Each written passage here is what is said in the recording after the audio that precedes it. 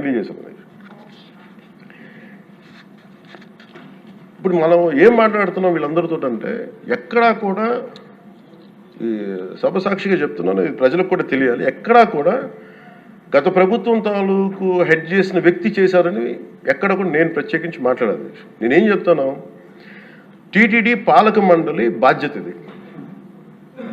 మీరు కూర్చోబెట్టి మీరు బాధ్యత తీసుకొని వాళ్ళ పార్టీ ఆ ప్రభుత్వం స్థాపించినప్పుడు వాళ్ళ నియమించిన పాలక మండలి వాళ్ళు చేసిన తప్పులకి సింపుల్ ఏం చేయాలి అధ్యక్ష, ఒక ఇంటర్వ్యూలో కూడా నన్ను అడిగితే నేనేం చెప్పానంటే, you mean to say you going to blame the person who headed the last government అంటే my intention is not that.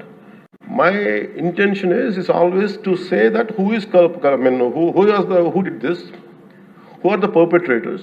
A perpetrators is more or less they are the TTD board. Let them be accountable for that. ఎక్కడ కూడా నేను ఈ వ్యక్తి గురించి మేము మాట్లాడలేదు, ఎందుకంటే డైరెక్ట్గా ఇన్వాల్వ్మెంట్ ఉందని మనం చెప్పట్లేదు అది, ఎందుకంటే వాళ్ళు నియమించిన బోర్డు ఇది.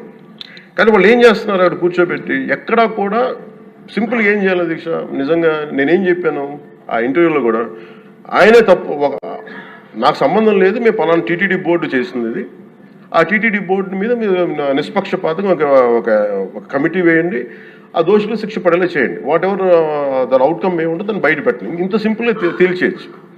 వాళ్ళు వెనకెందుకు వేసుకొస్తున్నారు నాకు ఈ రోజుకి నాకు అర్థం కాదు. ఈ రోజుకి వెనకేసుకు రావాల్సిన అవసరం లేదు. వెరీ క్లియర్ కట్ రిపోర్ట్ ఇచ్చింది. ఇందులో కంప్లీట్గా అసలు నెయ్యి లేకుండా వీళ్ళు నెయ్యి తయారు చేశారు కనుక, రసాయనాలతోటి పామాయిల్ తోటి వీటన్నిటితో బేస్ చేసుకొని నెయ్యి లేకుండా నెయ్యి తయారు చేశారు. It's very clear cut, it's evident. ఇప్పుడు ఎందుకు ఇంత డిస్కషన్ అవుతుంది అధ్యక్ష, మనందరం కూర్చోబెట్టి ఇంత సభా సమయాన్ని ప్రజలకు ఇవ్వాల్సింది కేవలం తిరుపతి లడ్డు గురించి ఎందుకు మాట్లాడాల్సి వస్తుందంటే, వాళ్ళు నిజంగా కనుక ఉప్పేసుకుని ఉంటే కల్తీ జరిగింది, దానికి తగ్గ లా ఏం కోర్సు యాక్షన్ ఏం తీసుకోవాలో తీసేసుకుని అయిపోతుంటే దానికి ఎవరైతే పర్పెట్రేటర్స్ ఉన్నారో వాళ్ళకి ఆ శిక్షగా వెళ్ళిపోతారు.